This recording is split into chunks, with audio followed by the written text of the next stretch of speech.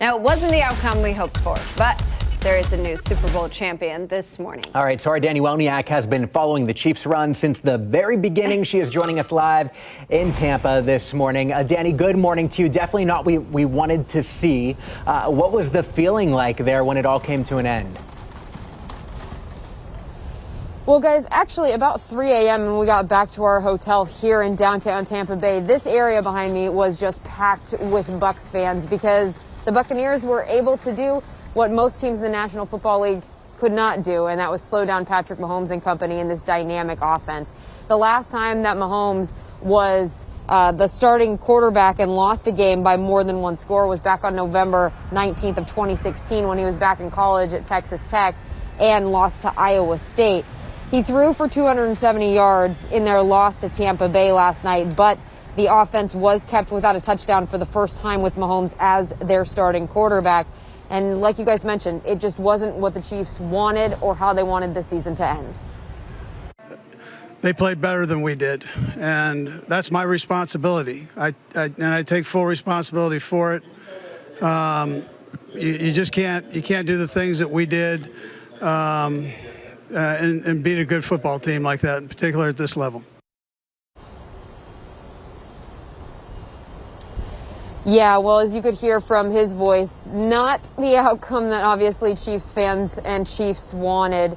The coaching staff will go back to the drawing board and start working on next year. As we know, Andy Reid so well is very, very good at that. But he and Patrick Mahomes will have an opportunity to talk to the media again later this afternoon at both 11 and 11:30.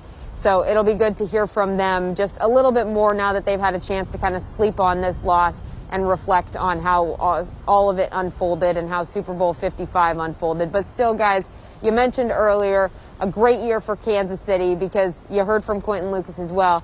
Kansas City Chiefs didn't used to go to Super Bowls, and so to be able to be back here in back-to-back years, still a very, very cool accomplishment. I know, today obviously has a little bit of a somber feeling, but we do have so much to be proud of, especially in this year, Certainly. A pandemic. Yeah, we needed some They were good. our light this year. Thanks, Danny. And I'm going to say the most predictable statement of the morning, 52 days till opening day. So we can just look ahead to that, right?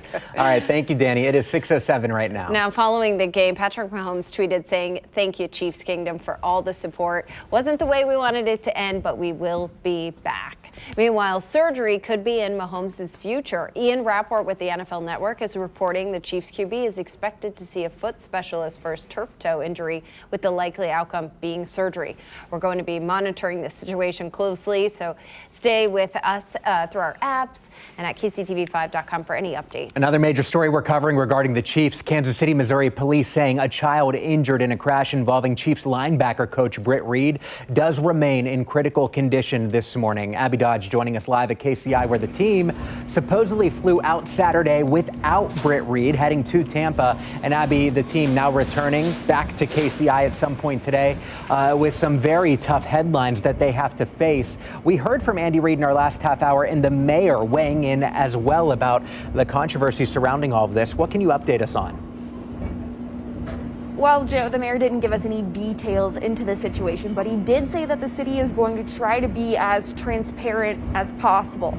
Kansas City police are investigating if Britt Reed was impaired during Thursday night's crash on I-435 near Arrowhead Stadium. Police say they can't discuss the case specifically, but in cases like this, the investigation may include toxicology, a crash reconstruction, witness statements, and other items. We asked Mayor Lucas about his thoughts last night. I'm certainly praying for that child.